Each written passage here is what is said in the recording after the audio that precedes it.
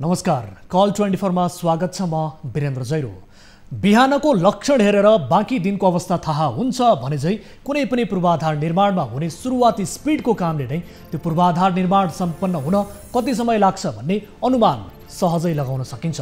तर नेपालमा ठूला ठूला राष्ट्रिय गौरवका आयोजनादेखि ससाना आयोजनामा समेत ढिलासुस्ती, मुलुकमा हुने पूर्वाधार निर्माणका काम कछुवाको गतिमा अघि बढिरहेको छ भन्ने समाचार कति सुन्ने, कति पढ्ने र कति लेख्ने, अनि कहिलेसम्म लेख्ने भन्ने र पढ्ने। त्यसमाथि त्यो बिचारा कछुवाको के दोष? लापरवाही गर्ने अरू अनि बिना कुनै मतलब कछुवाको नाम जोड्ने। यसो गरे जनावरलाई समेत होच्याएको भन्दै कानुन लाग्न सक्छ है। तर लापरवाही गर्ने, पेट फुटुन्जेल पूर्वाधार निर्माणमा विनियोजन भएको रकम हसुरेको हसुरै गर्नेलाई पनि जति लेखे पनि, जति भने पनि र जति पढे पनि लाज भन्ने चिज केही लाग्दैन रहेछ। नेपालमा सडक निर्माणको भौतिक प्रगति उत्साहजनक देखिएको छैन। त्यसमाथि लक्ष्य अनुसार काम सम्पन्न गर्नुपर्ने जिम्मेवारी निकायको निकम्मापनका कारण अहिले राष्ट्रिय गौरवका कतिपय आयोजनाका सडकका आयोजनामा समेत 100% प्रगति हुन सकेको छैन। धेरै सडक अलपत्र छाडिएका छन्। कपिलवस्तुमा निर्माणाधीन 4 लेन सडक अन्तर्गत चन्द्रौटा कृष्णनगरको 20 किलोमिटर सडक खण्डमा यस्तै लापरवाही भएको छ, जसका कारण यो सडक खण्ड अलपत्र परेको छ। सडक निर्माण गत जेठमै सम्पन्न हुनुपर्ने भए पनि अहिलेसम्म केवल 40% मात्रै काम सम्पन्न भएको छ। समयमै सडक नबनेपछि आम सर्वसाधारणले शास्ति खेप्नु परिरहेको गुनासो हामीसम्म आएको छ। आखिर सडक किन अलपत्र पारियो त? आजको कार्यक्रममा यो विषय समावेश गर्नेछौँ। सडक मात्र होइन, पुल निर्माणमा समेत उस्तै लापरवाही। बाटो र पुलको समस्या नेपालको दुर्गम क्षेत्रमा मात्र छैन, कतिपय सुगम क्षेत्रका बासिन्दाले पनि यसको समस्या भोग्दै आएका छन्। यसको ज्वलन्त उदाहरण हो कैलालीको गौरीगङ्गा नगरपालिका, जहाँ अझै पनि मानिसहरू वर्षौं पुराना अनि जीर्ण बनिसकेका काठे पुलबाटै आवत जावत गर्न बाध्य छन्। जुन यात्रा यहाँका बासिन्दाका लागि सहज भने पक्कै छैन, निकै कष्टपूर्ण छ, जोखिमपूर्ण छ। तर जनताको नजिकको स्थानीय सरकारले भने बजेटको बहाना देखाउँदै स्थानीयको समस्यालाई लामो समयदेखि नजरअन्दाज गरिरहेको गुनासो आएको छ। आजको कार्यक्रममा यो विषय पनि समावेश गर्नेछौँ। यसबाहेक तपाईँ दर्शकहरूको गुनासो सुन्दै समाधानका लागि सम्बन्धित निकाय समक्ष पुर्याउने कोसिस हाम्रो रहनेछ।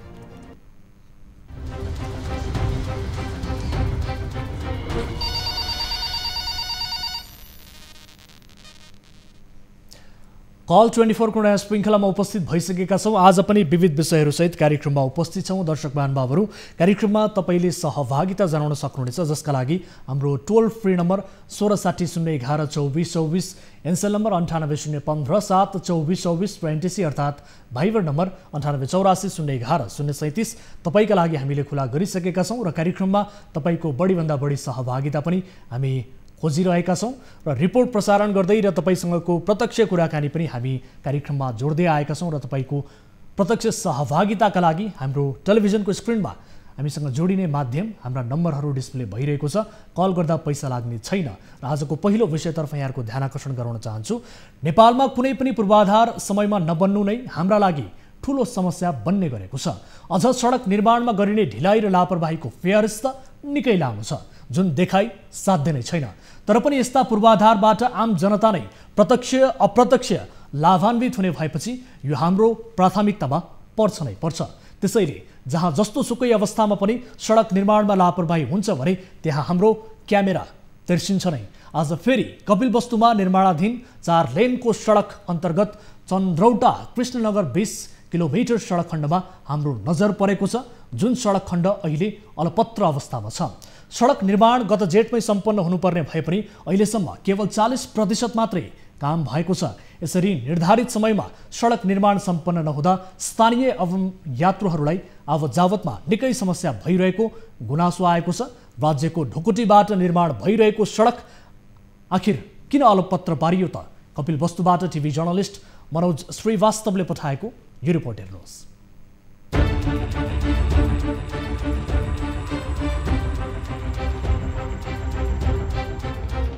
भारत सरकारसँग सस्तो ब्याजमा ऋण लिई निर्माण थालिएको सडकको लागत बढेपछि डिजाइन इस्टिमेट पुनरावलोकन गरेर स्वीकृति लिन 1 वर्षभन्दा बढी समय लाग्यो।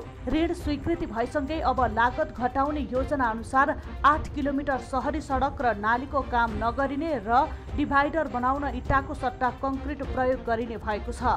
सिल्ट मेटेरियल टेस्ट जेभी काठमाडौँको डिजाइन इस्टिमेट सहितको डिपिआर अनुसार 4 लेन सडकको लागि ठेक्का रकममा 47% वृद्धि हुने भएपछि सडक निर्माणमा ढिला भएको बताइएको छ।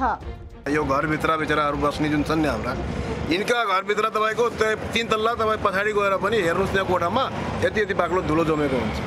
सबभन्दा गाह्रो भनेको सास फेर्नलाई हामीलाई एकदम गाह्रो भइरहेको छ। यो ठेकदारसँग मैले बारम्बार कुरा राखिसकेँ। मैले बाबु यो पानी हाल्न लगाउनुहोस्, आज बिहान 2 पटक पानी हाल्न लगाइदिनुहोस् भन्दा हुन्छ गरौँला भन्छ। अहिलेसम्म त्यो कार्यान्वयन मैले आएको छैन। समयमै बाटो सम्पन्न नहुँदा यात्रुले शास्ति खेप्नु परेको छ। गर्मीमा धुलाम्ने र वर्षामा हिलाम्ने हुने गरेको छ। ठाउँ ठाउँमा खाल्टाखुल्टी बनेका छन्। स्ल्याब कन्भर्ट बनाइएको ठाउँमा ठुला खाल्टाखुल्टी परेका छन् भने दुर्घटनाको जोखिम उत्तिकै बढाएको छ। धुलो एकदम उडिरहेको छ, व्यापार एकदम धाराशाही भएछ, चौपट भएछ। यहाँ कृष्णानगर र चन्नौटाको लम्बाइ 20 किलोमिटर छ, तर यहाँहरू ठेकेदार सीता आग्रह पनि छ। वहाँ 5-5 मिटरमा ब्रेकर बनाइदिनु भएछ। त्यसले गर्दा पनि अब एकदम दुर्घटना बढेछ। सडकको जुन सोल्जर हुन्छ त्यो पनि एकदम काटिसकेछन्। एकदम अब दुर्घटना दिन प्रतिदिन भइरहेको छ। भ्याट बाहेक 80 करोडमा दिनेश चन्द्र कालिका जेभीले 2075 माघमा सडक निर्माणको सम्झौता गरेको थियो।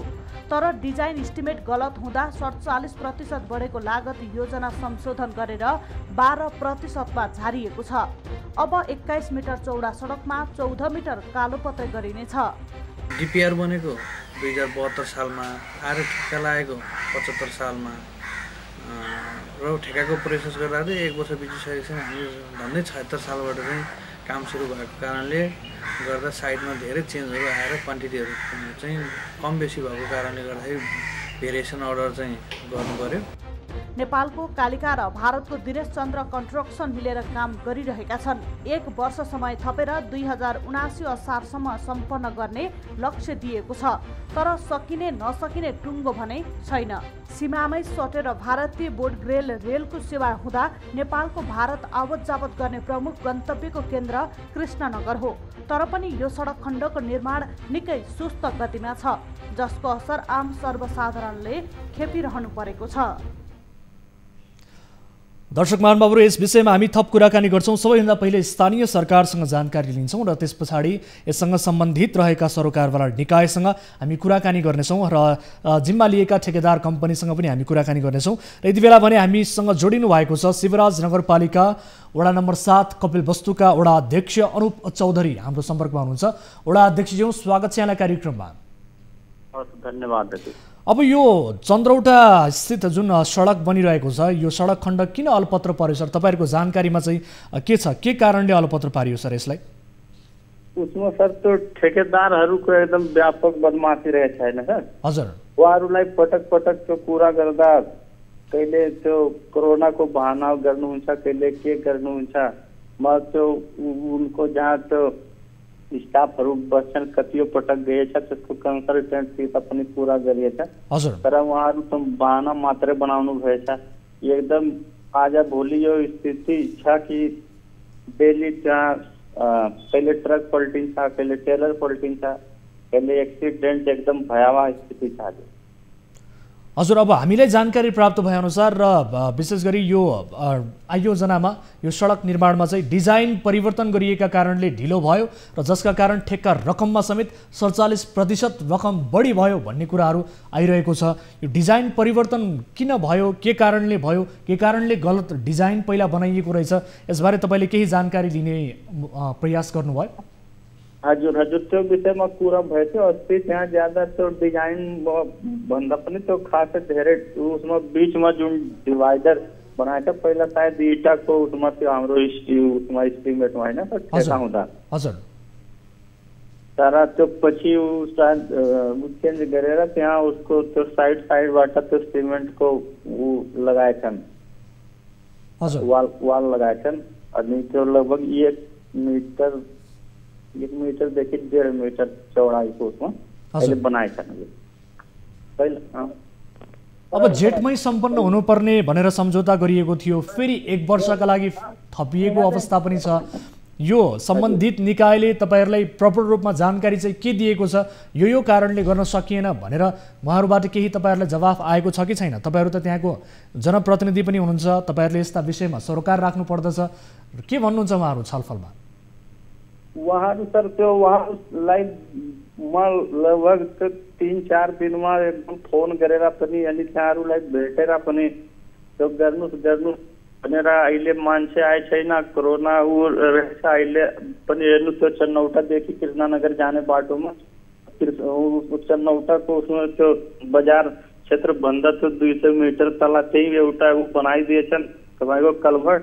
और न त्यो बनाएछन् न त्यो खन्न मात्रै खनिदिएछन्, न त्यसलाई बनाएकै छन्, न त्यसलाई त्यो पुरिदिएछन्। त्यसबाट पनि त्यो एकदम समस्या भइरहेको छ। उहाँहरूसित कुरा गर्दा मान्छे नै हामीसित छैन, सब उता अर्घा। सर, वडा अध्यक्षज्यू, मैले तपाईँलाई एकैछिन होल्ड गरेँ। यति बेला हामीसँग कालिका कन्स्ट्रक्सनका वडा अध्यक्ष, माफ गर्नुहोला, ठेकेदार कम्पनीका प्रतिनिधि नवीन गुरुङ हाम्रो सम्पर्कमा हुनुहुन्छ।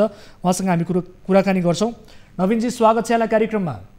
नमस्कार हजुर, अब यो चन्द्रौटा कृष्णनगरको 20 किलोमिटर सडक खण्ड अलपत्र पार्नु भएछ, कारण के हो? सर, म यहाँ गाडी चलाउनु चाहिँ मेरो गाडी एक्सिडेन्ट भयो है। 10 मिनट पछि सम्पर्क गरौँ न सर। के भन्नुभयो सर? तपाईँ दुर्घटनामा पर्नुभयो? हजुर, 10 मिनट पछि सम्पर्क गरौँ न सर है। सर, हामी अहिले तपाईँको जवाब चाहन्छौँ। तपाईँ यस विषयमा ठुलो खाल्टोमा गाडी पस्यो, मेरो टाउको ठोक्यो 10 मिनट भने सर मैले। भनेपछि तपाईँहरूले निर्माण गरिरहेकै सडकको खाल्टोमा पर्या त होइन नि सर? होइन, म अहिले काठमाडौँ छु सर। ए हजुर, काठमाडौँमा हो सर। हामीलाई थोरै जवाब दिन सक्नुहुन्छ, थोरै टाइम दिन सक्नुहुन्छ? तपाईँ लाइभ कार्यक्रममा बोलिरहनु भएको छ। म तपाईँलाई विनम्रतापूर्वक अनुरोध गर्न चाहन्छु, यो सडक किन अलपत्र पर्यो, किन ढिलाइ भयो, यसको जवाब दिनुहोस् न सर। अहिले अब तपाईँ आफै सडकको खाल्डोमा परे भनेर भन्नुभयो, त्यसै गरी तपाईँले बनाइरहेको सडकको खाल्डोमा स्थानीय नागरिक दिनहुँ परिरहेका छन् सर। हुँदैन दगलाउनु पर्छ। नवीनजी सुन्दै हुनुहुन्छ? सुन्नु न सर, हजुर सुन्नुहोस्।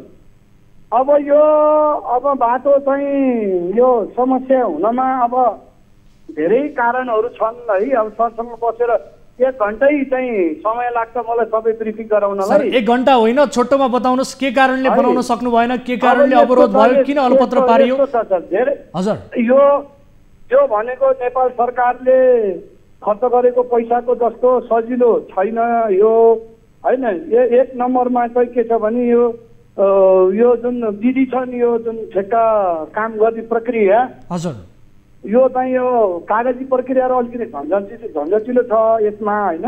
हजुर, पैसा चाहिँ यसको एक्सिम ब्याङ्क इन्डियाबाट चाहिँ फन्डेड गरेको हो। हजुर, त्यही भएर चाहिँ हरेक चाहिँ प्रक्रिया काम गर्दा चाहिँ एकदम यो प्रक्रिया चाहिँ यो एकदम झन्झटिलो छ यसको होइन। भनेपछि समयमा रकम नपाएका हिसाबले यो हाम्रो मात्रै नभएर यो यस्तो ठेक्का नेपाल अधिराज्यभरिमा चान्चुन चाहिँ 60-70वटा जति ठेक्का छ होइन।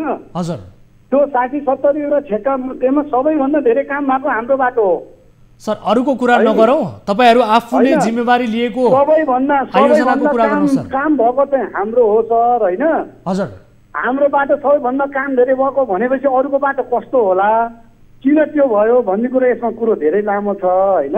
हजुर, अब 6 महिनासम्म त हामीले कुनै पनि काम गर्न पाएनौँ। यो सर्वेको यो डिजाइनको चाहिँ कारणले गर्दाखेरि त्यसको डिजाइनमा प्रब्लम भएर होइन, बिजुलीको पोल हटाउन र रुख नकाटिकन यसमा कुनै पनि काम अगाडि बढाउनै सकिने थिएन। नवीनजी, भनेपछि अरूको कमजोरी देखाएर तपाईँहरू आफूले गरेको काममा अहिले गौरवान्वित महसुस गरिरहनु भएको छ होइन? जे गरिरहेका छौँ, जति गरेका छौँ, गजब गरेका छौँ भन्ने लागिरहेछ तपाईँहरूलाई होइन? त्यस्तो छैन सर, किन हुनु, तपाईँको आशय त त्यही बुझ्यो। हामी एकदम पीडित छौँ। तपाईँहरूले जेठमा काम सक्नुपर्ने थियो सर। ठाउँ नभएर ल अहिले तपाईँ यति बेला सडकमा जानुभयो भने हजुर। कहिले यो काम गर्न पर्ने, यो काम किन गर्न सकेनस् भनेर तपाईँले औँला उठाएर देखाउने काम कुनै पनि छैन त्यहाँ। सर हेर्नुहोस्, म तपाईँलाई भन्छु, तपाईँहरूले बनाउनु भएको स्ल्याब कल्भर्टमा बनाइएको ठाउँ ठाउँमा खाल्डाखुल्टी परेका छन्। तपाईँहरूले बनाउनु भएको डिभाइडर प्रभावकारी बनेको छैन, गुणस्तरीय बनेको छैन सर।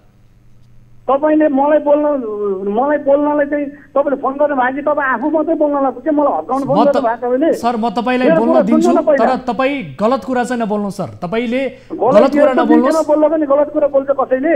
विषयमा केन्द्रित भएर बोल्नुहोस्। ध्यान दिएर सुन्नुहोस्, के कुरामा चित्त बुझ्दैन अनि भन्नुहोस् सरले। मेरो कुरो ध्यान दिएर सुन्नुहोस् पहिला के। ल बताउनुहोस् न। ठिक छ, ल म तपाईँलाई समय दिन्छु, ल बताउनुहोस्।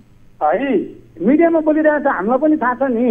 हजुर। त्यही भएर सुन्नुहोस्, अहिले यति बेला के छ भने हाम्रो यो 16 कृष्णनगर सडकको चाहिँ भियोको प्रक्रिया धेरै लामो भयो है। भियो नभइकन कुनै पनि काम गर्न मिल्दैन। भियो गरे किनभने त्यसमा पैसाको सुनिश्चितता हुँदैन। भियो भनेको भेरिएसन अर्डर भन्ने सरलाई अब थाहा छ होला होइन। दिएको टेन्डर आह्वान गर्दाखेरि जुन प्रक्रियाबाट जति क्वान्टिटी जति पैसा राखेर चाहिँ टेन्डर आह्वान गरियो त्यो बेलाको भन्दा अहिलेको चाहिँ अलिकति फरक भयो। त्यो फेरि फरक किन भयो भन्ने कुरा अब 72 सालमा गरेको टिपिआर यो बाटो 72 सालमा यो बाटो टिपिआर गर्दाखेरि सिंगल लेनको बाटो को टिपिआर गरेको रहेछ। तर 75 त्यो टेन्डर गएर 75 सालमा मात्रै टेन्डर भयो। 75 सालमा यो टेन्डर गराउँदाखेरि चाहिँ अब यो बाटो 4 लेन बनाउने भन्ने जुन सहमति भएछ त्यहाँको अब बुद्धिजीवीहरूसँग र अनि 4 लेनको बनाउँदाखेरिमा बनाउने बेलामा अब सिंगल लेन टिपिआर गरेको बाटोलाई 4 लेन बनाउनु खोज्दाखेरि 4 लेन बनाउनु खोज्दा त्यसमा चाहिँ त्यो डिजाइन गर्दाखेरि अब कुनै कुराहरू छुटपुट हुन गयो होला, के भयो होइन। त्यो डिजाइन गर्ने कम्पनीले उत्तर दिने कुरा हो होइन। अब त्यो कारणले गर्दाखेरि अति आवश्यक नभई नहुने कुनै कुनै चिजहरू चाहिँ छुटेपछि अहिले हामीले काम गर्दाखेरि त्यो थपेर काम गर्ने भन्ने आदेश नआइकन काम गर्नु नपाउने भनेपछि त्यो डिजाइन गलत गरियो, डिजाइन इस्टिमेट गलत गरिएका कारणले 47% जुन लागत छ त्यो पनि बढ्यो र सँगसँगै 12%मा 47% लागत बढे होइन, बढ्ने थियो। हजुर, बढ्ने थियो तर त्यसलाई चाहिँ अहिले घटाएर 12% मात्रै लागत बढाएको छ। 12% मात्रै लागत बढ्ने गरेर भियो अस्ति 18 मसन्तमा भियो भयो है। अब भियो भइसकेपछि हामीले काम सुरु गर्नुपर्ने भटाभट। अब 18 मन्थ हजुरलाई थाहै छ, अब साउन र भदौमा यसपालि कति पानी पर्यो, अब के पानी पर्यो। त्योभन्दा अगाडि कोरोना भयो, लकडाउन भयो होइन त? हो सर, कोरोना भयो, लकडाउन भयो होइन। तपाईहरुको बाना यही हो सर, तपाईले यही भन्नुहुन्छ भन्ने कुरा मलाई राम्रोसँग थाहा थियो सर। हो अनि अब त नजिकै चाडबाड पनि आउँदैछ, फेरि दशैं तिहार हुन्छ, तपाईहरु आफ्नो काममा लाग्नु पर्यो। अब सुन्नु न, मैले गर्ने काम भनेको अब मेरो लेबरबाट गर्ने काम सबै सकिसकेको छ। अब गर्ने भनेको सबै इक्विपमेन्टले गर्ने काम हो, पिच गर्ने हो मैले। पिच गर्नलाई अब तपाईँ अहिलेसम्म पानी परिरहेको छ, पिच गर्न मिल्दैन हो कि भन्नुहोस् त। अब दशैं तिहार आउँछ, अब चिसो मौसममा पिच गर्न मिल्दैन। फेरि टेम्परेचर चाहिँ कम्ती पनि 18 डिग्री भन्दा चाहिँ बेसी हुनुपर्छ, पिच गर्नलाई 20 डिग्री भन्दा माथि हुनुपर्छ। अब जुन बेलामा अब माघमा टेम्परेचर पुग्यो हामी माघमै पिच गरिदिन्छौँ। हाम्रो काम पिच गर्ने बाहेक अरू बाँकी छैन। ठिक छ नवीनजी, एकैछिन मेरो कुरा पनि सुन्नुहोस् है त, मेरो कुरा पनि सुन्नुहोस् है त। तपाईँले 40% काम गरेका छौँ र अन्य यस्तै किसिमको ठेक्काको दौरानमा सबैभन्दा उत्कृष्ट काम, गजब काम तपाईँहरूले गरेका छौँ, बढी काम तपाईँहरूले गरेका छौँ भनेर भनिरहँदा तपाईँहरूले बनाएको त्यहाँ स्ल्याब कल्भर्ट बनाइएको ठाउँ ठाउँमा खाल्डो परेको छ, डिभाइडर गुणस्तरहीन बनेको भनेर स्वयं स्थानीय सरकारले बताइरहेका छन् सर। स्थानीय सरकारका प्रतिनिधि, वडा अध्यक्ष तपाईँको आवाज प्रत्यक्ष रूपमा सुनिरहनु भएको छ उहाँले। वडा अध्यक्षज्यू सुन्दै हुनुहुन्छ? हजुर हजुर हजुर। ठेकेदारज्यूले बोलेको कुरामा कतिको सत्यता छ? उहाँले त कोरोना, लकडाउन, अब बर्खा सँगसँगै अब चाडबाड आउँछ, त्यो त्यति बेलासम्म काम हुँदैन भन्नुभएको छ। बताउनुहोस् त वडा अध्यक्षज्यू।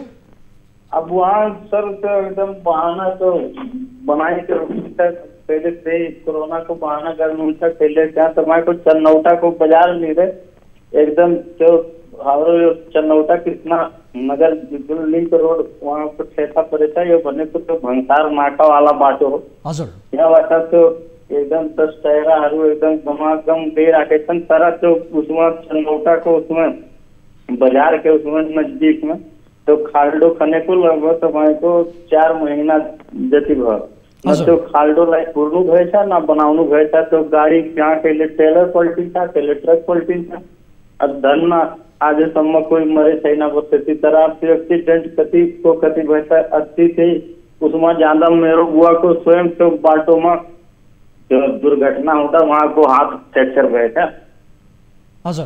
यस्तै तमाम मैले तपाईँलाई उदाहरण दिन सक्छु। उहाँहरू बहाना मात्रै बनाउनु भएछ। जुन काम गर्नुपर्ने हो, जुन समयमा गर्नुपर्ने हो, जुन हिसाबले गर्नुपर्ने छ त्यो हिसाबले गर्नु भए छैन। नवीनजी सुन्दै हुनुहुन्छ? नवीनजी सुनिरहनु भएको छ? दर्शक महानुभावहरू, उहाँले हाम्रो टेलिफोन काट्नु भएको छ मलाई जानकारी प्राप्त भए अनुसार।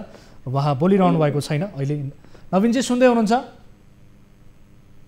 उहाँ हाम्रो सम्पर्कबाट टाढिनु भएको छ। दर्शक महानुभावहरू, उहाँले आफै भनिरहनु भएको छ कि आफ्नो गाडी एउटा खाल्डोमा परेका कारणले म बोल्न असमर्थ छु भनेर उहाँले भनिरहनु भएको थियो। तर उहाँले 4 महिना अगाडि त्यो सडकमा बनाएको खाल्डो अहिलेसम्म पुर्नु भएको छैन, जसका कारण त्यहाँ दिनहुँ मानिसहरू खाल्डोमा परिरहेका छन्। गाडी सवारी साधनहरू खाल्डोमा परिरहेका छन्। तर उहाँ आफै भनिरहनु भएको छ कि आफूहरूले उत्कृष्ट काम गरेका छौँ, अन्य ठाउँमा बनिरहेका सडकभन्दा आफ्नो काम गजबको छ भनेर भनिरहनु भएको छ। दर्शक महानुभावहरू, यस किसिमको अवस्था छ। सडक पूर्वाधारमा ठेकेदार कम्पनीको लापरवाही, कहिले कोरोनाको बहाना, कहिले लकडाउनको बहाना, कहिले झरी वर्षातको बहाना, र अब चाडबाड आउँदैछ त्यो पनि बहाना। यावत बहाना र रेडिमेड जवाफले नेपाली जनता आजित भइसकेका छन्। आम सर्वसाधारणले जुन हिसाबले सडकको सुविस्ताको उपभोग गर्नुपर्ने हो, सुविस्ता महसुस गर्नुपर्ने हो, त्यो पाइरहेका छैनन्। कारण ठेकेदार कम्पनीको लापरवाही र सरोकारबाट निकायको निकम्मापनका कारण। यस विषयलाई हामी फलोअप गर्नेछौँ। वडा अध्यक्षज्यू, म तपाईँलाई धेरै धेरै धन्यवाद दिन चाहन्छु। र अब तपाईँले यो सडक निर्माण हुने सम्भावना देख्नु भएको छ कि छैन त? के लाग्छ यहाँलाई? तो सर, अब म अस्ति भर्खर पनि 2 दिन पहिला उहाँको ऑफिसमा गए थिएँ। त्यहाँ कुरा गर्दा ठिक छ 1-2 दिनमा काम सुरु हुन्छ भनेर त्योलाई लगभग 3-4 महिनादेखि त्यो भन्नुहुन्छ कि अब 1-2 दिनमा हुन्छ, चाँडै हुन्छ। तर अझैसम्म काम भए छैन सुरु। हजुर, अब उहाँहरू यो बिचमा थोरै काम के गर्नुभएछ भने लगभग 2-3 किलोमिटर जतिको बिचमा त्यो तला बिच गरेर त्यो डिभाइडर बनाउने काम मात्रै गरिदिनु भएछ यो बिचमा 15 दिन। ठिक छ वडा अध्यक्षज्यू, यस विषयमा हामी इन्जिनियर साहबलाई पनि सोध्छौँ। इन्जिनियर किशोर देवकोटा हाम्रो टेलिफोन सम्पर्कमा जोडिनु भएको छ। इन्जिनियर साहब, स्वागत छ यहाँलाई कार्यक्रममा। हजुर, हस्, धन्यवाद सर, नमस्कार। अब यो चन्द्रौटा कृष्णनगरको 20 किलोमिटर सडक खण्ड पहिले डिजाइन गलत, त्यस पछाडि फेरि डिजाइन पुनरावलोकन गर्दै यसको लागत समेत बढाइयो र अहिले सडकको हविगत तपाईँले हेर्नुभयो भने ठाउँ ठाउँमा बनाइएका स्ल्याब कल्भर्टमा खाल्डाखुल्डी परेका छन् र जसका कारण दुर्घटनाको जोखिम उच्च परेको छ। डिभाइडरहरू गुणस्तरीय बनेका छैनन्। यो के भएको छ र यस्तो?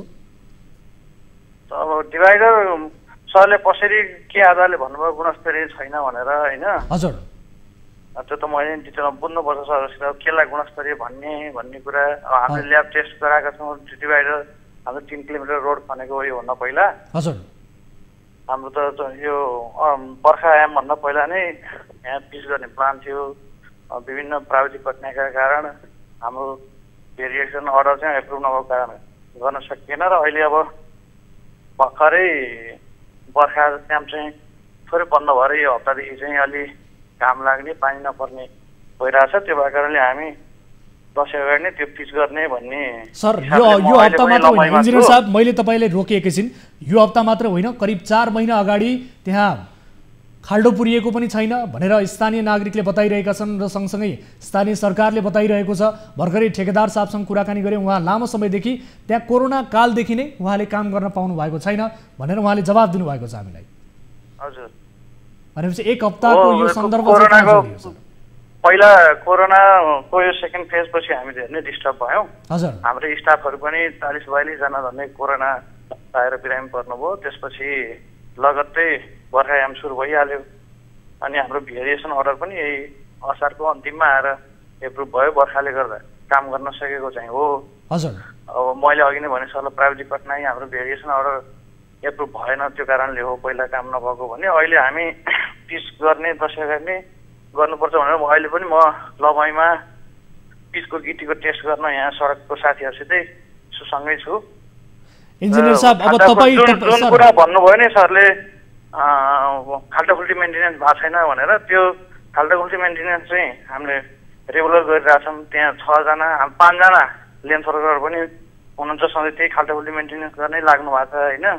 यो बर्खा चाहिँ लामो समय परेको, पानी परेको, यो सिजनको तपाईँको रेनफल पनि थाहा छैन कति पानी पर्यो भन्ने कुरा, त्यो भएर पहिला जस्तो इन्जिनियर साहब अब सुन्नुहोस् न, एकपटक सुन्नुहोस् न, ठेकेदार सञ्चालकले पनि कोरोना, लकडाउन, बर्खा, चाडबाडको बहाना बनाउने, तपाईँ इन्जिनियर, तपाईँहरू जस्तो प्राविधिक क्षेत्रमा काम गर्ने, निगरानी गर्ने व्यक्तिहरूले पनि त्यही बहाना बनाउने हो भने सडक कसरी समयमा सम्पन्न हुन्छ, सडक कसरी गुणस्तरीय बन्छ, यसको जवाब दिनुहोस् त।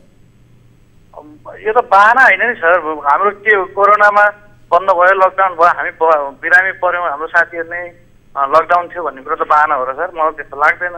सरले कसरी एनालाइसिस गर्नुभएको छ, त्योभन्दा अगाडि के भयो होला नि त्यो छोडिदिउँ सर होइन। यो एकदमै रेडिमेड जवाफ हुँदो रहेछ कि सर। हामीले दिनौँ जसो ठेकेदार र सँगसँगै तपाईँहरू जस्तै अन्य इन्जिनियर साहबसँग कुरा गर्छौँ, उहाँहरूले दिने जवाफ यो ठ्याक्कै रेडिमेड जवाफ लाग्छ र तपाईँहरूले यो भन्नुहुन्छ भन्ने कुरा पनि हामीलाई अलरेडी माइन्ड सेटअप हुन्छ सर। त्यसकारण अब यसको मलाई यति बताइदिनुहोस्, यसको डिजाइन परिवर्तन हुनुको कारण चाहिँ के थियो? पहिले किन गलत डिजाइन परिवर्तन भएको होइन, डिजाइन चाहिँ परिवर्तन भयो। ठिक छ, पुरानो भएको, यसको इस्टिमेट चाहिँ लागत अनुमान चाहिँ थपघट भएको हो, डिजाइन परिवर्तन होइन सर। के कारणले भयो सर त्यो? त्यो डिजाइन परिवर्तन हुनुको कारण त विभिन्न साइटको एज पर साइट कन्डिसन चाहिँ हाम्रो जस्तो तल बालुवा होला भनेको ठाउँमा माटो निस्किने, पानी निस्किने होइन। अनि पहिला डिपिआर गर्दाखेरि चाहिँ वर्केबल देखिएको, फङ्सन गर्न सक्छन् भनेर सोचिएका कलभर्टहरू चाहिँ डिपिआर भन्दा 2-3 वर्षपछि आएर ठेक्का लागेको कारणले गर्दाखेरि ती कलभर्टहरू, ती हेम पाइपहरू फुटाउनु पर्ने, त्यहाँ चाहिँ कलभर्टहरू निर्माण गर्नुपर्ने स्थानीय स्तरबाटै पनि 2-3 ठाउँमा, अरू थप ठाउँमा चाहिँ हाम्रो अहिले 3 ठाउँमा 4 ठाउँमा बन्न लागिरहेछ। 4 ठाउँमा थप कलभर्टहरूको आवश्यकता देखियो भनेर उहाँहरूले नगरपालिका वार्ड मार्फत चाहिँ स्थानीय जनप्रतिनिधिहरूकै माग आए अनुसार चाहिँ कलभर्टहरू थपिनाको कारणले पनि यसरी डिजाइन तपाईँले भन्नुभयो नि, डिजाइन नमिलेको होइन, लागत अनुमान चाहिँ फेरबदल भएको छ। अब यो सडक तपाईँहरूको यो सडकमा काम चाहिँ कहिलेदेखि सुरु हुन्छ द्रुत गतिमा र कहिलेसम्म सक्ने तपाईँहरूले यो बनाउनु भएको छ? विशेष गरी 79 को असारमा सम्पन्न गर्ने भनेर 1 वर्ष थपियो पनि होइन। अब तपाईँहरूले सक्नुहुन्छ कि सक्नुहुन्न त? तपाईँहरूको स्पिडमा काम कहिलेदेखि सुरु हुन्छ इन्जिनियर साहब? हाम्रो अहिले नै यस्तो हो, हामी अहिले नै पिचको तयारी, यो दसैँ अगाडि नै पिच गर्नुपर्छ भने त्यो तयारीमा लागेका छौँ। त्यो 3 किलोमिटरमा चाहिँ हामीलाई नै पनि महसुस भइरहेछ कि यहाँ चाहिँ अप्ठ्यारो भयो, स्थानीयहरूलाई नै अप्ठ्यारो भयो, अब हामीले छिटै गर्नुपर्छ भन्ने हिसाबले लागेका छौँ। त्यो भएकाले दसैँ अगाडि नै जति सक्छौँ हामी, त्यो हाम्रो टार्गेट भनेको चाहिँ दसैँ अगाडि जति चाहिँ हामीले पहिला पिच स्क्यारिफाई गरेर अहिले पिचको लागि तयारी गरेका छौँ त्यो गर्छौँ। त्यसपछि यो यसपालि शीतलहर चल्नुभन्दा अगाडि थप काम गरेर अनि त्यसपछिको सिजनमा फागुनतिर चाहिँ फागुनदेखि वैशाखसम्म भयो भने हामी सक्छ नै यही थपिएको समय सीमाभित्रै आयोजना सम्पन्न गर्छौँ भनेरै लागिरहेको छ। हस्, म समय र जानकारीका लागि यहाँलाई धेरै धेरै धन्यवाद दिन चाहन्छु र यसको स्पिडमा काम अघि बढाउनका लागि तपाईँहरूको भूमिका पनि रहन्छ, महत्त्वपूर्ण भूमिका, र त्यो भूमिकालाई तपाईँहरूले आत्मसात गर्दै इमान्दारीपूर्वक यो सडक निर्माण गर्नेतर्फ आफ्नो ध्यान केन्द्रित गर्नुहोला, गम्भीर हुनुहोला सर। यो विषयमा धेरै धेरै धन्यवाद दिन चाहन्छु। हस्, धन्यवाद सर। दर्शक महानुभावहरू, यस विषयलाई हामी फलोअप गर्नेछौँ। यो नेपालमा देखिएको एउटा प्रवृत्ति हो, पहिले सुरुमा एउटा डिजाइन बनाउने, त्यस पछाडि त्यो गलत भयो भनेर त्यसलाई लामो समयसम्म अल्झाइराख्ने, फेरि डिजाइन परिवर्तन गर्ने, त्यो आयोजनाको लागत बढाउने र फेरि पटक पटक म्याद थप्ने। त्यति हुँदा पनि समयमा सम्पन्न नभएपछि स्थानीय नागरिकले दिनहुँ जसो शास्ति भोग्नुपर्ने र उच्च जोखिममा आफ्नो यात्रा गर्नुपर्ने, आफ्नो दैनिकी गुजार्नुपर्ने यो बाध्यता रहिआएको छ। यसको अन्त्य हुन जरुरी छ र यस विषयलाई हामी अहिलेका लागि यही थाती राख्छौँ। र यति बेला कोही दर्शक हामीसँग भाइबर मार्फत जोडिनु भएको मलाई जानकारी प्राप्त भएको छ। नमस्कार, को बोल्दै हुनुहुन्छ, कहाँबाट? हजुर नमस्कार, कहाँबाट को बोल्दै हुनुहुन्छ?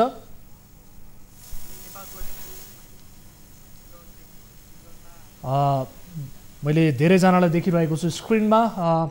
उहाँहरूको आवाज सुन्न सकिएको छैन। दर्शक महानुभावहरू, कोही विद्यार्थी हामीसँग जोडिनु भएको छ, उहाँहरूसँग हामी कुराकानी गर्ने कोसिस गर्छौँ। सम्भवतः केही समस्या पर्नु भएको छ र उहाँहरूले हामीलाई सम्झिनु भएको छ।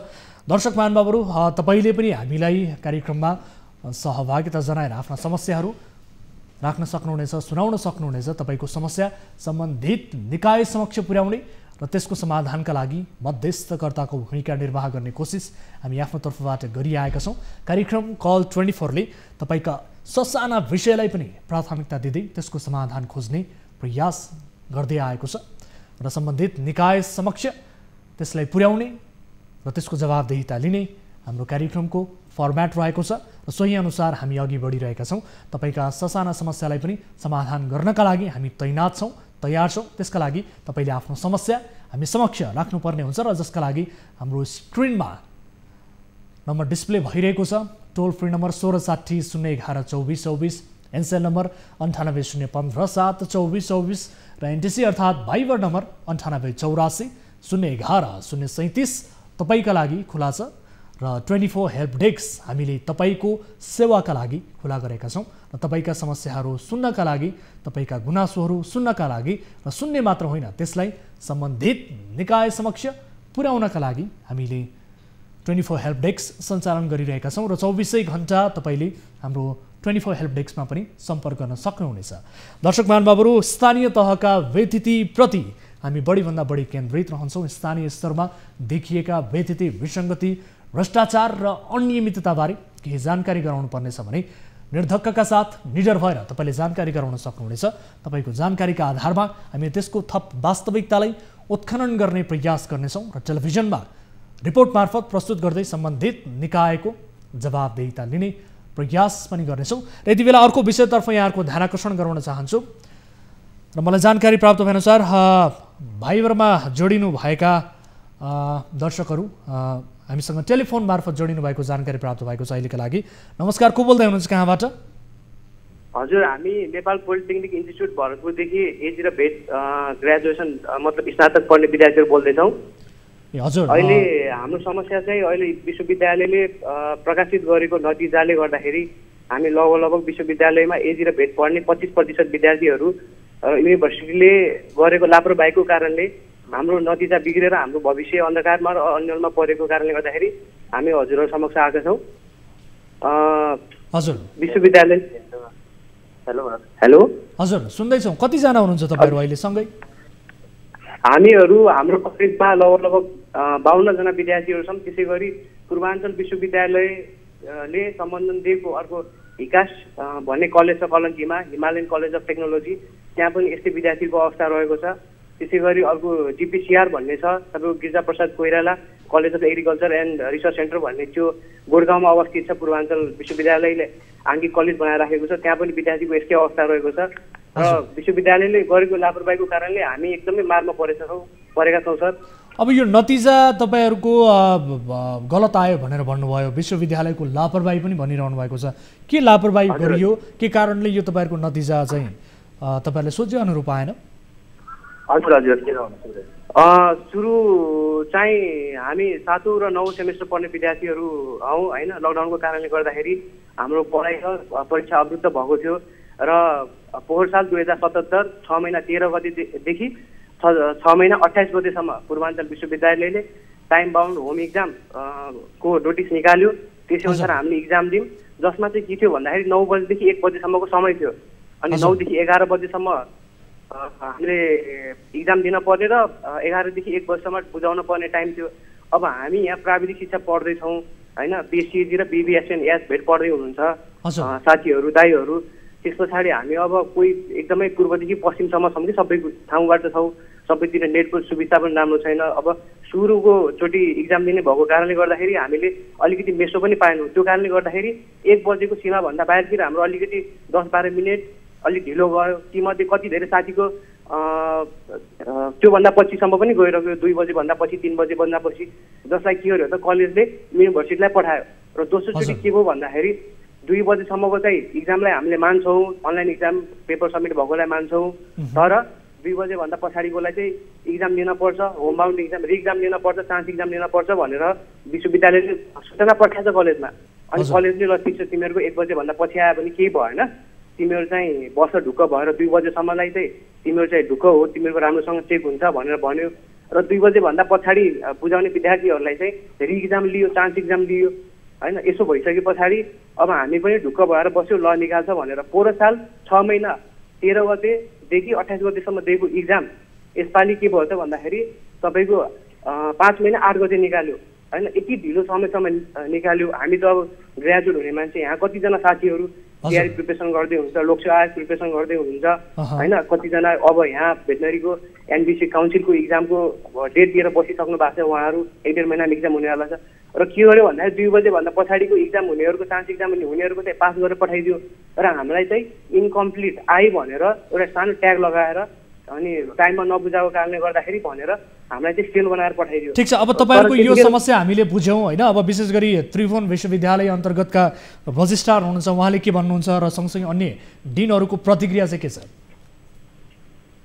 हजुर, उहाँलाई सोधेको हजुर, अनि उहाँसँग चाहिँ हाम्रै अब के अरे गार्जेनहरूले पनि कुरा गर्नुभएको थियो। हामीले पनि कुरा गर्दाखेरि होइन यो गर्नै मिल्दैन, हुँदैन भन्नुहुन्छ उहाँहरूले होइन। यदि होइन हामी चाहिँ अब कस्तो भयो भन्दाखेरि अब उहाँहरूले आफ्नो रुल बनाउनु भयो पहिला, त्यस पछाडि हामी त्यसै अनुसार चल्यो र अहिले त्यो हुन्न यो हुन्छ भनेर भन्नुभएको छ। अब हाम्रो 1 वर्ष लस पनि भइसक्यो। हामी पोहोर साल 10भन्दा अगाडि नै पास आउट हुने ब्याचहरू हो। यहाँ कति विद्यार्थीहरू चाहिँ पुरा बाबाको ऋण लिएर बसेर पढिरहेको हुन्छ होइन। मिडल क्लास फ्यामिली छ, महँगो छ, फी 12-15 लाख रुपियाँ पर्छ, सजिलो पनि छैन होइन। अब यस्तो भइरहेछ। अब हामी चाहिँ एक एउटा भविष्य सोचेर बसिरहेको हुन्छौँ। कति साथीहरू तयारी गर्दै हुनुहुन्छ। ठिक छ, अब तपाईँहरू धेरैजना विद्यार्थीहरू हुनुहुन्छ होइन। अब उहाँहरूले चाहिँ एकदम इरेस्पोन्सिबल कुरा गर्नुहुन्छ क्या, कतिखेर के भन्नुहुन्छ कतिखेर के भन्नुहुन्छ। हिजो जुन विश्वविद्यालय निकालेको नोटिस छ आज त्यही मान्दिनँ भन्नुहुन्छ, भनेपछि हामी कसरी जान्छ नि, कहाँ जाम होइन। अनि हामीले त्यो कुरा ल तपाईँहरूले बिर्सिनु भयो कि झुकिनु भयो कि भन्दा पनि होइन, तपाईँहरूको त हुँदै हुन्न भनेर एउटा एक किसिमको दम्ब देखाउनुहुन्छ होइन। उहाँ चाहिँ हाम्रो अभिभावक जस्तो होइन। ठिक छ, हामीले अब तपाईहरुसँग यो कुराकानी गरिरहँदा हजुर र आजसम्म पनि उहाँहरूले एउटा आधिकारिक सूचना निकाल्न भ्याउनु भएको छैन, आजसम्म पनि बैठक बस्न भ्याउनु भएको छैन। भनिसकेपछि उहाँले त्यो युनिभर्सिटीको पोस्टमा बसेर गर्दै के हुनुहुन्छ होइन। उहाँलाई त फरक पर्दैन त, हामी विद्यार्थीलाई त फरक पर्छ नि सर होइन। त्यही भएर अब आजसम्म हेर्नु, अब आयोग खुल्ला होइन, फेरि जिआरई आयोग क्लासहरू होला। हामी त एउटा सुनौलो भविष्य बनाउने भनेर प्राविधिक शिक्षा पढ्न आएको। एक्ज्याक्टली, ठिक छ, हामीले तपाईँको समस्या बुझ्यौँ र सँगसँगै तपाईँसँग कुराकानी गरिरहँदा त्रिभुवन विश्वविद्यालयका रजिस्ट्रार नीलमणि पोखरेलज्यूलाई टेलिफोन सम्पर्क पनि गर्ने प्रयास गर्यौँ। अहिले पूर्वाञ्चल विश्वविद्यालय उहाँ पहिला भाइस रजिस्ट्रार हुनुहुन्थ्यो अरे, अहिले पूर्वाञ्चल विश्वविद्यालयको रजिस्ट्रार भएर जानुभएको छ। ओके, पूर्वाञ्चल विश्वविद्यालय 4 महिना भएको रहेछ। उहाँलाई फोन गर्ने प्रयास गर्यौँ तर उहाँको मोबाइल स्विच अफ बताइरहेको छ। यद्यपि यो विषयलाई हामी फलोअप गर्नेछौँ, अफेयरमा पनि कुराकानी गर्नेछौँ र तपाईँहरूसँग पनि विस्तृत यसको जानकारी लिनेछौँ। तपाईँले बताएअनुसार काठमाडौँमा पनि केही विद्यार्थीहरू हुनुहुन्छ, उहाँहरू पनि तपाईँहरूकै पक्षमा हुनुहुन्छ भन्ने किसिमको आवाज तपाईँले हामीलाई सुनाइरहँदा यो विषयलाई हामी फलोअप गर्नेछौँ। अहिलेका लागि छुट्टिन्छौँ, धेरै धेरै धन्यवाद। हस्, धन्यवाद सर, एकदमै हस्। दर्शक महानुभावहरू, अब लागौँ अर्को विषयतर्फ। कैलालीको स्थानीय कटैनी नदीमा पुल नहुँदा गौरीगङ्गा नगरपालिकाका 4 गाउँका बासिन्दाहरू आपद विपदमा एम्बुलेन्स, दमकल र प्रहरीको सेवा पाउनबाट वञ्चित बनिरहेका छन्। पुलको अभाव हुँदा गौरीगङ्गावासी मर्कामा परेका छन्, तर स्थानीयको शास्ति बारे यति बेला कसैलाई मतलब नै छैन र जोखिमपूर्ण यात्रा उनीहरू गर्न बाध्य छन् भन्ने जानकारी हुँदाहुँदै पनि जनताको नजिकको स्थानीय सरकारबाट बजेट अभावकै कारण समस्या समाधान गर्न नसकेको जवाफ स्थानीयले पाउँदै आएका छन्। यसबारे थप कुराकानी गर्नेछौँ। सबैभन्दा पहिले कैलालीबाट टिभी जर्नलिस्ट सुशील ढुङ्गानाले पठाएको यो रिपोर्ट हेर्नुहोस्।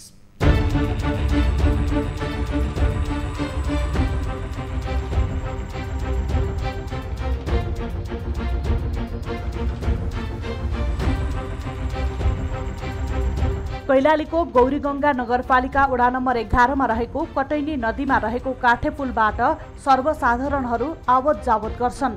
तर काठे पुलको यात्रा सर्वसाधारणका लागि जोखिमयुक्त र कष्टपूर्ण बनिरहेको छ। कटैनी नदीमा पक्की पुल नहुँदा अहिले नगरपालिकाका 4 गाउँका बासिन्दा मर्कामा परेका छन्। गौरीगङ्गा नगरपालिका वडा नम्बर 11 का 4 र कैलाली गाउँपालिकाका 2वटा गाउँ जोड्ने एकमात्र सडकमा पर्ने यो कटैनी नदीमा पक्की पुल नहुँदा वर्षातको समयमा कुनै नागरिक आकस्मिक बिरामी पर्दा नदीकै कारण अस्पतालसम्म पुर्याउन नसक्ने अवस्था छ, जसले गर्दा कतिपयको अकालमै ज्यान गएको छ।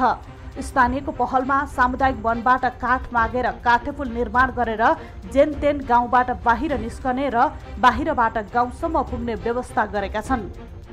पुल नहुँदाखेरि हामी यहाँका स्थानीयलाई त समस्या छ नै। त्यसै गरी यो नदी तरेर जानुहुने कैलाली गाउँपालिकाको विभिन्न गाउँहरूको मान्छेहरूलाई आवत जावत गर्न पनि निकै समस्या परेको छ। यदि यो खोलामा यो काठे पुल नभइदिने हो भने सायद त कैलाली गाउँपालिकाको विभिन्न गाउँहरू यो हाम्रो राजमार्गसँग सायद टाढा हुनुहुनेछ। नदीमा पुल नहुँदा स्थानीय उत्पादन बजारसम्म पुग्न सकेको छैन भने बजारमा किनमेल गर्न जान र विद्यार्थीहरूलाई विद्यालय जान समेत समस्या भएको स्थानीयको गुनासो छ। अलिकति वर्षादेखि आधा पानी भयो भने यो पुल हल्लेर नै बच्चाहरू कसरी खस्छन् जस्तो भइराखेको हुन्छ र यहाँ धेरै समस्या छ। यो पुलले गर्दाखेरि कहिले त यो पुल माथिबाट जान्छ अनि काठहरू आएर त्यहाँनिर रोकियो भनेदेखि त पुलहरू नै पुरा बाङ्गो भएको हुन्छ र यसले गर्दा धेरै समस्या गरिरहेछ। यहाँदेखि लगभग हँसिले प्रतापपुरसम्मको मान्छे हिँड्ने बाटो नै यही हो। उता स्थानीय तहले भने वडाको बजेटबाट पक्की पुल निर्माण सम्भव नरहेको बताउँछ। पटक पटक केन्द्रीय र प्रदेश सरकारसँग पुल निर्माणको लागि पहल गर्दा कसैले सुनवाई नगरेको स्थानीय तहकै गुनासो छ। प्राविधिक कुराहरू मलाई थाहा थिएन र प्राइभेटसँग सल्लाह गर्दाखेरि होइन तपाईँले सामान्य यति यो बनाउनु भन्दा पनि दिगो काम गर्नु, दिगो विकासको हिस्सामा जानुपर्ने हुन्छ। यो 25 लाख तपाईँको 5 वर्ष छुट्याए पनि निरन्तरता छुट्याए पनि तपाईँको राम्रो पुल बन्दैन।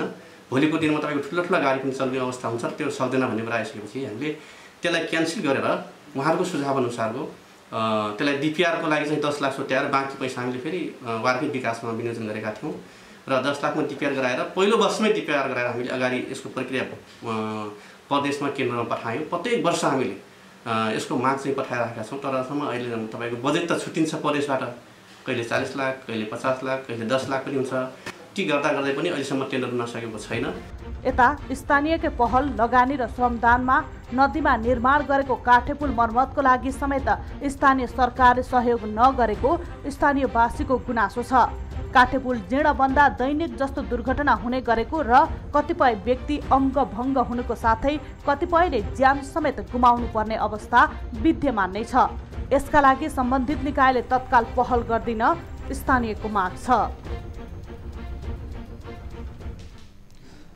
दर्शक महानुभावहरू, यस विषयमा प्रत्यक्ष रूपमा थप जानकारी दिन अथवा गुनासो गर्नका लागि हामीसँग टेलिफोन मार्फत गौरीगङ्गा नगरपालिका वडा नम्बर 11 का स्थानीय रोशन चौधरी टेलिफोन सम्पर्कमा जोडिनु भएको छ।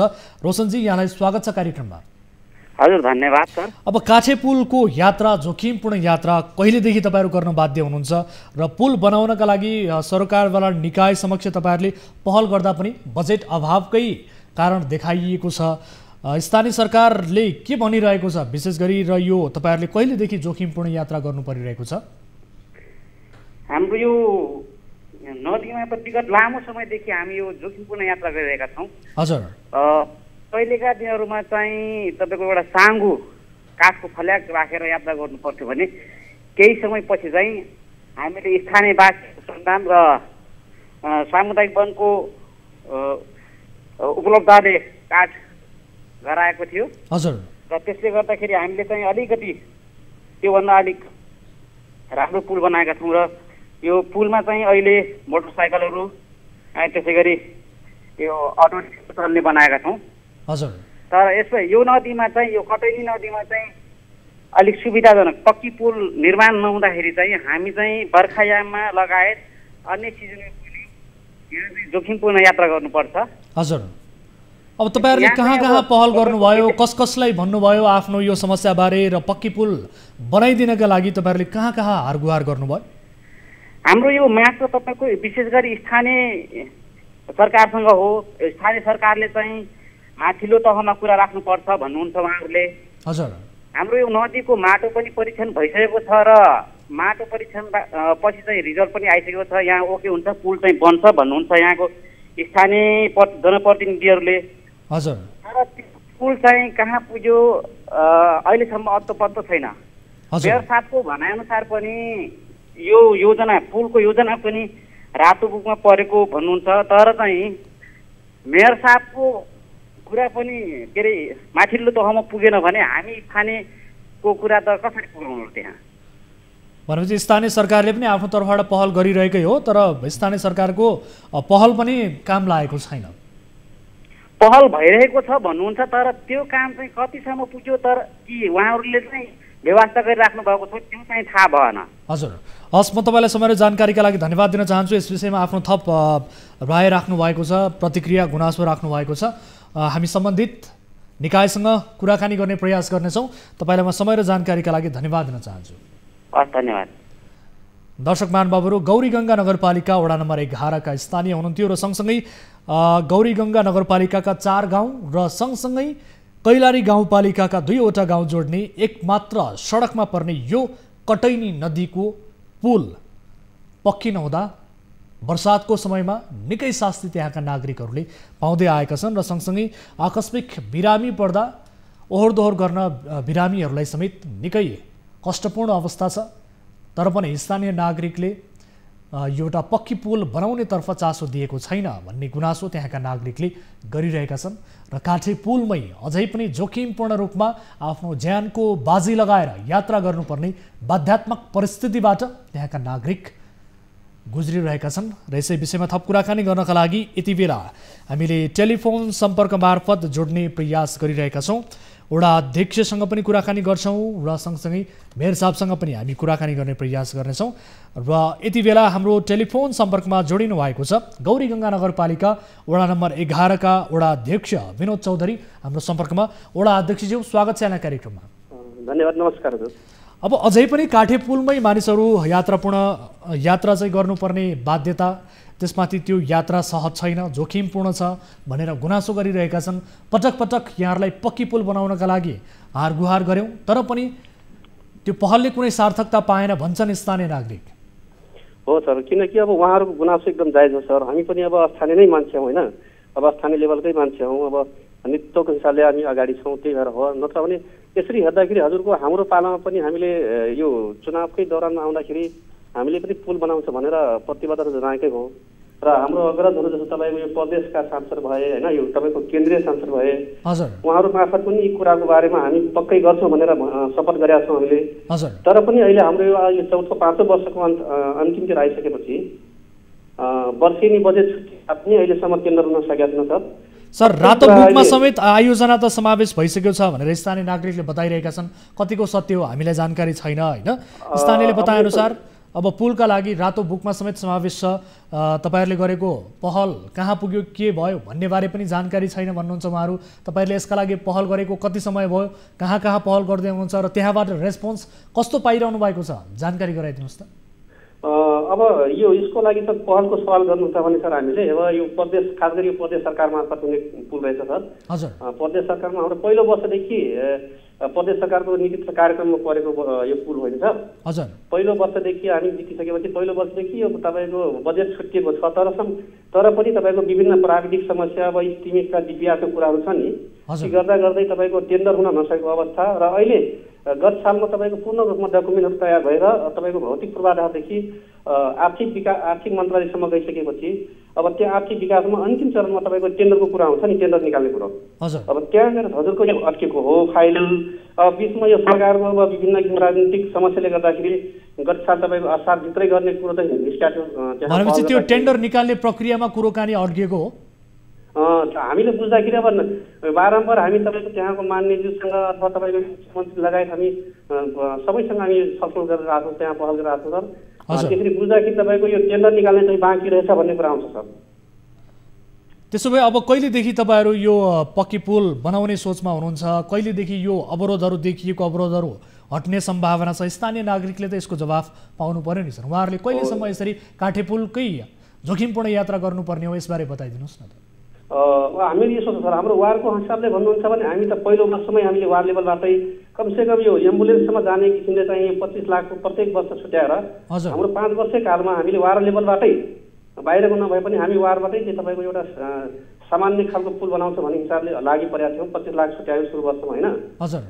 पछि प्राविधिक दृष्टिकोणले त्यो चाहिँ हाम्रो दिगो विकास नहुने हुनाले त्यसलाई अब उहाँहरूको प्राविधिकको सल्लाह अनुसार हामी त्यसलाई फेरि डिपिआर गरेर हजुर त्यो पुलको चाहिँ छुट्याएको बदले डिपिआरमा परिणत गरेर हामी त्यसरी अगाडि बढ्यौँ र त्यो डिपिआर मार्फत प्रदेश सरकार अथवा केन्द्र सरकारले चाहिँ त्यो गर्छ भन्ने कुरा आइसकेपछि हामी त्यसरी उहाँहरूको विश्वासमा लाग्यौँ र अहिलेसम्म तपाईँको 4 वर्ष गुजिसकेपछि पनि टेन्डर हुन सकेको अवस्था रहेछ छैन सर। त्यसरी पहल कदमी लिन दिँदै पनि अहिलेसम्म भइसकेको अवस्था छैन। तर पनि अब हामीले के विश्वास गर्नुपर्ने अवस्था छ भने यसपालि अब हाम्रो यो क्षेत्रको सांसद पनि अब भौतिक पूर्वाधार विकास अन्तर्गतकै हुनुहुन्छ। अब उहाँले जसरी भए पनि तपाईँको दबाई ढुक्क रहनुहोस्, यसपालि हामी केही नभए पनि टेन्डर प्रक्रिया हामी जसरी पनि गराएर छाल्छौँ भन्ने कुरा एकदमै प्रतिबद्ध भएर लाग्नु भएको छ। सायद हामीलाई लाग्छ यो पुल चाहिँ केही नभए पनि नबने पनि टेन्डर प्रक्रिया चाहिँ अगाडि बढ्छ सर।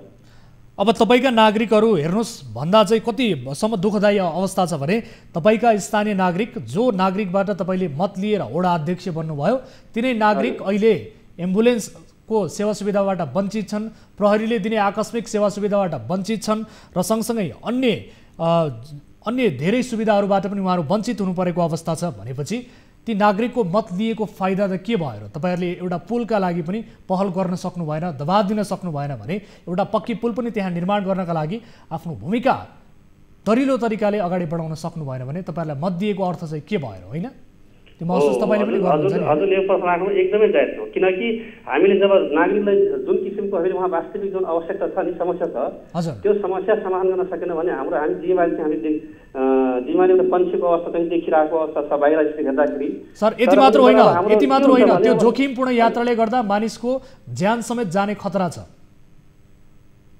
एकदमै सर, किनकि अब काठे पुल हाम्रो बनाएको छ, यो काठे पुलले तपाईँको कमसेकम सामान्य अटो चाहिँ हिँड्छ त होइन। अब अटोसम्म चाहिँ हिँड्न बनाएको छ अहिले वारले उनीहरूलाई मर्मत गरेर। अब अरू अन्य तपाईँको यो एम्बुलेन्स चाहिँ यताउति आउने आवत जावतै गर्न पाउँदैन, त्यही भएर यो बिमारीको जोखिम चाहिँ एकदम त्यो छ। अब यसमा वारा सरकारले पनि सबै कुरा गर्न सक्छ भन्ने अवस्था छैन।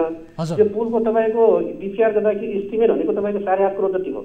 अब 8.5 करोड उहाँले चाहिँ खर्च गर्न सक्ने अवस्था भएन। त्यसैले हामी तपाईँको नगर हुँदै तपाईँको प्रदेश हुँदै तपाईँको सङ्घीय सरकारमा होइन विभिन्न 3टै तहमा हामीले बारम्बार हामीले हरेक वर्ष तपाईँको जतिखेर उहाँहरूले चाहिँ भन्नुहुन्छ त्यस्तै किसिमको डकुमेन्टहरू बनाएर हामी एकदमै उहाँहरूसँग हामी चाहिँ सम्पर्कमा गइराखेको अवस्था हुन्छ र डेलिगेसन पनि गइराखेको अवस्था हुन्छ। तर पनि सर त्यो केन्द्र नहुनुको कारणमा अब हजुर मेरो के छ भने हामी मात्रै होइन तपाईँको मिडियाकर्मी त्यसै गरी अब समाजसेवी बुद्धिजीवी अरू पनि छन् नि, सबै मिलेर अब दबाब दिनुपर्छ भन्ने मेरो सोच छ। वडा अध्यक्षज्यू अब तपाईँहरूले पहल त गरिरहनु भएको छ, तर स्थानीयले के पनि बताइरहेका छन् भने के गुनासो गरिरहेका छन् भने स्थानीयकै आफ्नै पहल र आफ्नै लगानीमा बनाइएको त्यहाँ श्रमदानमा त्यो नदीमा निर्माण गरेको काठे पुल मर्मतका लागि समेत तपाईँहरूले कुनै सहयोग गर्नु भएन, स्थानीय सरकारले सहयोग नै गरेन, सहकार्य नै गरेन भन्ने गुनासो पनि उहाँहरूको छ। खैर यो गुनासो उहाँहरूको रहिरहँदा तपाईँहरूले यसो गरेर मिल्दैन, यसमा पनि स्थानीय नागरिकलाई सहजताका लागि सहकार्य गर्ने सहयोग गर्ने त्यो तपाईँहरूको दायित्व पनि रहन्छ। म समय र जानकारीका लागि धन्यवाद दिन चाहन्छु। तपाईँहरूको पहलले सार्थकता पाओस्, यो समय दिनुभयो, धेरै धेरै धन्यवाद। एकैछिन म के भन्छु हजुरलाई होइन, हजुर यो यसमा स्थानीय सरकारको बिल्कुलै लगानी छैन भन्ने कुरा मिल्दैन सर, किनकि हामीले मैले भने नि पक्की पुल बनाउन सक्दैनौँ हामी, तर काठे पुललाई मर्मत र बनाउनेदेखि हामी बजेट छुट्याएका छौँ र यहाँको सबै जनतालाई थाहा छ उहाँहरू आफै बनाउनु भएको थियो। नगरपालिकाबाट हामी छुट्याएको 12वटा छुट्याएको बजेट मार्फत बनेको हो। अब लगानी नै गरेका छैन भन्ने कुरा त अलि भइया जस्तो लाग्छ मलाई। खैर स्थानीयले बताइरहेका छन् आफ्नै लगानी र आफ्नै श्रमदानमा हामीले बनायौँ, स्थानीय सरकारले कुनै सहयोग नै गरेन भन्ने किसिमको आरोप उहाँहरूको छ। यस आरोपलाई पनि तपाईँहरूले खण्डन गर्नुहोला र यो आरोप चिर्नका लागि पनि तपाईँहरूले सक्रियतापूर्वक आफ्नो भूमिका स्थानीय स्तरमा निर्वाह गर्नुहोला। समय र जानकारीका लागि धन्यवाद सर, फेरि पनि ल हजुरलाई पनि धन्यवाद। दर्शक महानुभावहरू, यस विषयमा हामी थप कुराकानी गर्नका लागि प्रयास गरिरहेका थियौँ। भीम देउबा जो मेयर हुनुहुन्छ गौरीगङ्गा नगरपालिका कैलालीका, उहाँको मोबाइलमा सम्पर्क हुन सकिरहेको छैन। खैर यो विषयलाई यही थाती राख्छौँ र यति बेला कोही सर्वसाधारण हामीसँग जोडिनु भएको छ। नमस्कार, को बोल्दै हुनुहुन्छ, कहाँबाट? हजुर नमस्कार, कहाँबाट को बोल्दै हुनुहुन्छ? हजुर म लालबाबु सर रौतहटबाट हो सर। लालबाबुजी यहाँको समस्या के थियो? सर मेरो समस्या के थियो भने एउटा हाम्रो एम्बुलेन्स चालकले एक्सिडेन्ट हुँदाखेरि रौतहटबाट बौद्ध हस्पिटल जानुभएको थियो। हजुर म यो संयुक्त एम्बुलेन्स चालक समितिको जिल्ला अध्यक्ष हो। मेरो मेम्बर एक्सिडेन्ट परेर बौद्ध हस्पिटल जानुभएको थियो वैशाख 30 गते, 2 महिना 30 गते। हजुर अनि बौद्ध हस्पिटलमा जाँदाखेरि के थियो कि त्यहाँ ट्रिटमेन्टको लागि त्यहाँ 9-10 दिन पनि बस्नुभयो हस्पिटलमा, फलोअप पनि 3-4 पल्ट पनि गर्नुभएछ। र के छ उहाँको हात ननिको हुँदाखेरि हामी चन्दपुर अस्पतालमा एकपल्ट सरसँग सल्लाह गरियो, चन्दपुर अस्पतालमा सुभाष सरसँग। सर के छ यो घाउ निको भएन, अनि घाउ हामी के गर्दाखेरि त्यहाँबाट 2टा सिसा निस्किएको छ। अनि हामी हस्पिटललाई जानकारी गरियो, अनि हस्पिटलले भन्दाखेरि होइन केही यो सानोतिनो सिसा थियो, यो त सानो सिसा होइन, यत्रो ठुलो ठुलो सिसा छ, तपाईँ भन्नुहुन्छ सानो छ, अनि कसरी यो तपाईँहरूको यस्तो सानोतिनो उपचार तपाईँ गर्न सक्नुहुन्न भने ठुलो ठुलो उपचार कसरी तपाईँहरू गर्नुहुन्छ? र यस्तो हस्पिटल छ कि जुन मान्छे यस्तो लापरवाही गरिरहेछ, नारायणी बौद्ध हस्पिटल, त्यस्तो हस्पिटललाई बन्द गर्नु पर्यो र एउटा सानोतिनो उपचार हाम्रो गर्न सकेको छैन भने ठुलो उपचार कहाँबाट गर्न सक्नु? भनेपछि तपाईँको त्यो हातमा चाहिँ सिसा त्यतिकै छोडियो होइन त? सिसाको पनि हजुरहरूलाई भाइबरमा मैले हालिदिएको थियो सर। सिसा हेर्नु त कत्रो ठुलो सिसा छ, र एउटा सानो भएको भए ल ठिक छ मिस्टेकले छुट्यो। त्यो पनि डाक्टर रञ्जन कुमार झा डाक्टर साहेब भन्नुहुन्छ कि एमडी हुनुहुन्छ, त्यस्तो मान्छेको लापरवाही यस्तो कहीँ हुन्छ? अनि तपाईँहरूले कहाँ जानुभयो? त्यस पछाडि अर्को अस्पतालमा जानुभयो अनि त्यो निकाल्नु?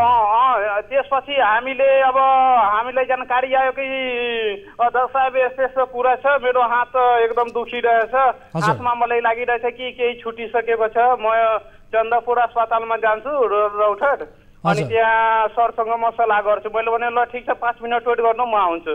अनि मेरै आँखाको अगाडि सरलाई काउन्सिलिङ गरेको, सर एम्बुलेन्स ड्राइभर हो, अब त बेचारा अब उपचार गर्दा गर्दा बिजोग छ, सरले अब सहयोग गरिदिनु पर्यो। अनि सरले अब ल ठिक छ हामी हेर्छु चिरेर, हेर्दाखेरि सिसा थियो, अनि सरले नि शुल्कै उपचार गरिदिनु भयो। हस्, यसबारेमा बुझ्नेछौँ। एकदमै गम्भीर समस्याका बारेमा तपाईँले कुराकानी गर्नुभयो र उपचारमा गरिएको यो लापरवाहीबारे पनि तपाईँले गुनासो गर्नुभएको छ। म समय र जानकारीका लागि यहाँलाई धेरै धेरै धन्यवाद दिन चाहन्छु लालबाबुजी।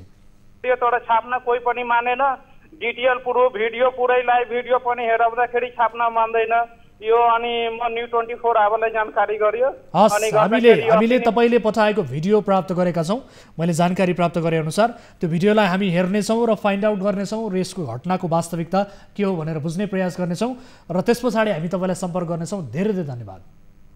दर्शक महानुभावहरू, उहाँसँगको यो कुराकानी सँगसँगै आजलाई कार्यक्रमको निर्धारित समय पनि सकिएको छ। यसै गरी कुनै आपद विपदमा पर्नु भएको छ, कुनै समस्या भोगिरहनु भएको छ, कुनै अन्यायमा हुनुहुन्छ र समाजमा भइरहेका कुनै पनि गलत गतिविधि विरुद्ध खबरदारी गर्न चाहनुहुन्छ, रिपोर्ट गर्न चाहनुहुन्छ भने हाम्रो टोल फ्री नम्बर 1660 011 2424, एनसेल नम्बर 98 015 7 2424 र एनटिसी अर्थात् भाइबर नम्बर 98 84 011 037 तपाईँका लागि 24 घण्टा खुला छ। हाम्रो 24 हेल्प डेस्क तपाईँको समस्या सुन्नका लागि तैनात छ। हामी निरन्तर न्युजमा छौँ। नमस्ते।